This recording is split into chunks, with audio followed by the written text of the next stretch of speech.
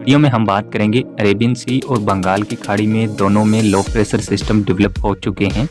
और बंगाल की खाड़ी में जो सिस्टम बना हुआ है उसकी भी एक स्ट्रॉन्ग वेदर सिस्टम बनने की संभावना है और साथ ही ये दोनों सिस्टम एक स्ट्रॉन्ग वेदर सिस्टम का रूप ले सकते हैं, यानी कि डिप्रेशन की संभावना अभी आप देख सकते हैं। अरेबियन सी में जो सिस्टम बना हुआ है उसके आसपास 45 किलोमीटर प्रति घंटे की स्पीड से हवाएं चल रही है, जबकि जो सिस्टम बंगाल की खाड़ी में बना हुआ है उसके आसपास अभी 30 किलोमीटर प्रति घंटे के हिसाब से हवाएं देखी जा रही है। तो जो सिस्टम अरेबियन सी में बना हुआ है ये सिस्टम अगले कुछ घंटों के दौरान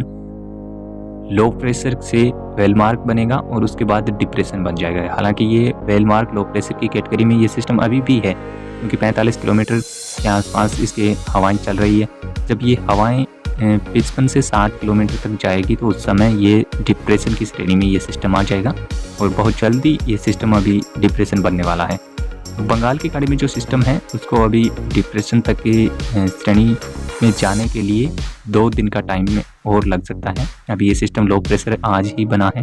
जबकि अरेबियन सी में ये सिस्टम आज रात को ही बन गया था और उसके बाद इसमें विंड स्पीड में काफ़ी इजाफा देखा गया है।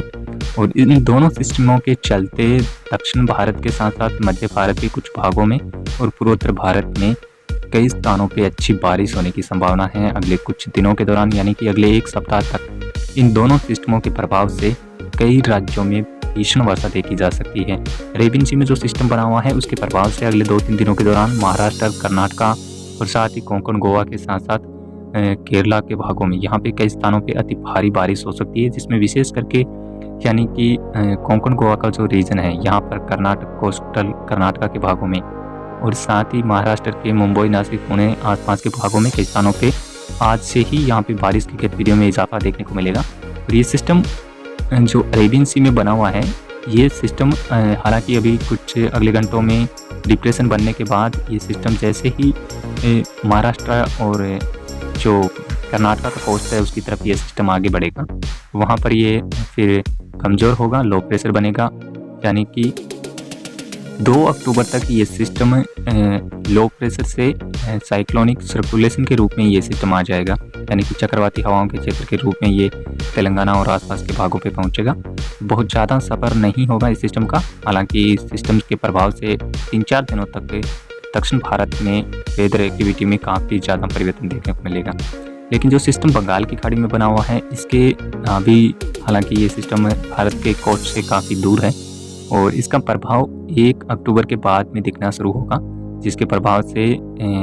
वेस्ट बंगाल और उड़ीसा के साथ साथ झारखंड, बिहार और उत्तर प्रदेश के पूर्वी भागों के साथ साथ पूर्वी मध्य प्रदेश, छत्तीसगढ़, इन भागों में कई स्थानों पे भारी वर्षा इस सिस्टम के प्रभाव से देखने को मिलेगी। और आज आप देख सकते हैं यहाँ पे कई स्थानों पे महाराष्ट्र, तेलंगाना, दक्षिणी छत्तीसगढ़, पूर्वी मध्य प्रदेश के भागों के साथ साथ आंध्रा, उड़ीसा, कर्नाटका के कुछ भागों में यहाँ पे कई स्थानों पे आज बारिश होने की संभावना है और अगले कुछ घंटों के दौरान यहाँ पे और ज़्यादा एक्टिविटी में बढ़ावा देखने को मिलेगा। इस दोनों सिस्टमों के प्रभाव से देश के दक्षिणी और उत्तर पूर्वी भागों में रेनफॉल एक्टिविटी काफ़ी अच्छी होने की संभावनाएं हैं। हालांकि उत्तर भारत में इस सिस्टम के चलते बहुत ज़्यादा एक्टिविटी में बढ़ोतरी यहाँ पे नहीं देखने को मिलेगी। लगभग वेदर ड्राई रहेगा यहाँ पर अगले 10-15 दिनों तक के। हालांकि दिल्ली तक जरूर जो बंगाल की खाड़ी में सिस्टम बना हुआ है उसके प्रभाव से बादल देखे जा सकते हैं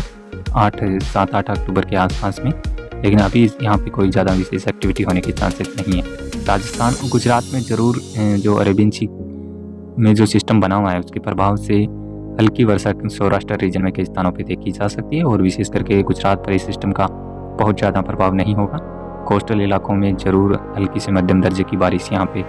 देखी जा सकती है। इसके अलावा पश्चिमी मध्य प्रदेश, गुजरात के उत्तरी भागों के साथ साथ राजस्थान, हरियाणा, पंजाब और पहाड़ों पर वेदर बिल्कुल यहाँ पर ड्राई रहेगा, बहुत ज़्यादा यहाँ पर एक्टिविटी होने की संभावना है नहीं। तो कुछ इस प्रकार से अगले 4-5 दिनों के दौरान देश के तमाम राज्यों में ये दोनों सिस्टम कई राज्यों में जो है वो भारी वर्षा देंगे और जिसके चलते ये तूफ़ानी बारिश है, जिसके चलते नुकसान भी